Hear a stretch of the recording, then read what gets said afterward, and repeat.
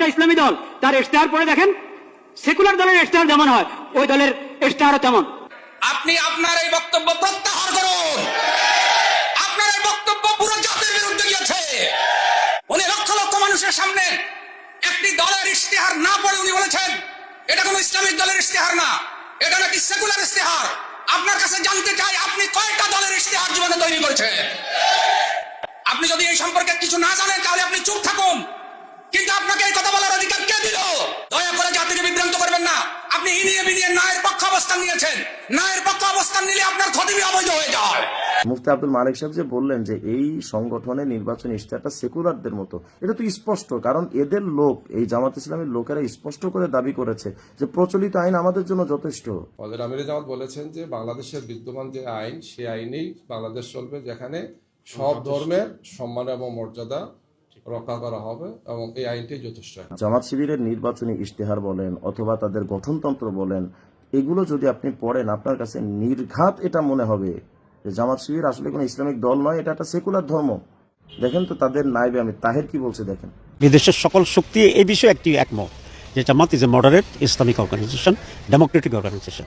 তারা নানাভাবে নানা ব্যক্তি তাদেরকে বিভ্রান্ত করার চেষ্টা করেছিল, কিন্তু তারা যখন বাস্তবতায় আসছে, জামাতের অ্যাক্টিভিটিসকে যখন তারা ফলো করেছে, জামাতের ডেমোক্রেটিক পার্টিসিপেশনকে যখন তারা বিবেচনা করেছে, তখন তারা কনভিন্সড হয়েছে সকলেই যে জামাত একটি মডারেট ডেমোক্রেটিক ইসলামী দল। তো দর্শক, আপনারা এই তাহির সাহেবের বক্তব্যের মধ্যে স্পষ্ট করে জানতে পারলেন যে তিনি তাদের দলটাকে একটি মডারেট ডেমোক্রেটিক পার্টি হিসেবে পরিচয় দিতে স্বচ্ছন্দ বোধ করে। তার মানে তাদের এই দলটা এটা কোনো মদিনার ইসলাম নয়, বরং এটা একটা মডারেট ডেমোক্রেটিক পার্টি, তথা এটা একটা গণতান্ত্রিক একটা সংগঠন। আপনি আরো আশ্চর্য হবেন, গত 18 সেপ্টেম্বর 2025 বিবিসি সাক্ষাৎকারের একটা রিপোর্ট পেশ করা হয়েছিল, যেখানে বিবিসি একটা রিপোর্ট পেশ করেছে যে সাম্প্রতিক ঢাকা শহরে জামাত ইসলামের নায়েব আমির সৈয়দ আব্দুল্লাহ মোহাম্মদ তাহেরের সঙ্গে বৈঠকের সূত্র ধরে তিনি বলছিলেন, আমি ডাক্তার তাহেরকে জিজ্ঞেস করেছিলাম, ধরুন আপনারা সরকার গঠন করার মতো, সরকার গড়ার মতো সংখ্যা পেয়ে গেলেন, তাহলে কি দেশে শরিয়া আইন আনতে চাইবেন?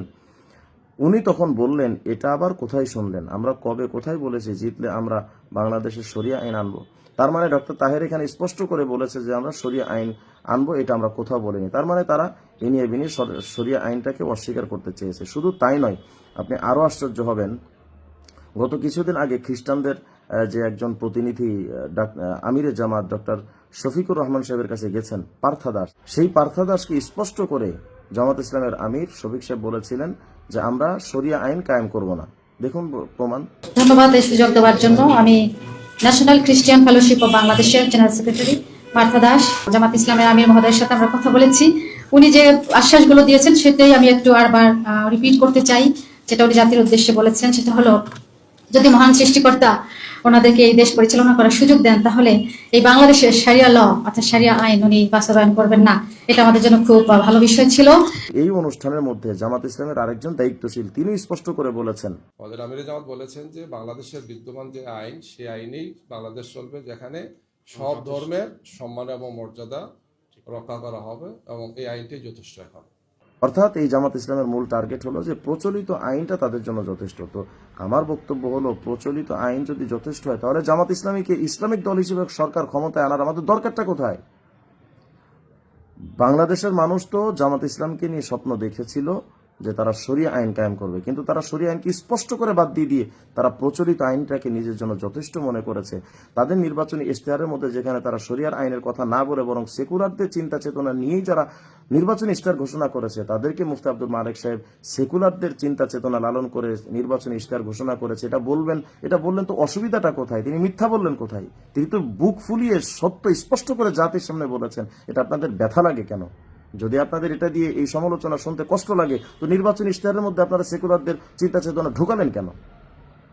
যদি আপনাদের সৎসাহস থাকে তো নির্বাচনী ইশতেহারে আপনারা বলতেন যে আমরা বাংলাদেশে ক্ষমতা আসলে আমরা শরিয়া আইন কায়েম করব।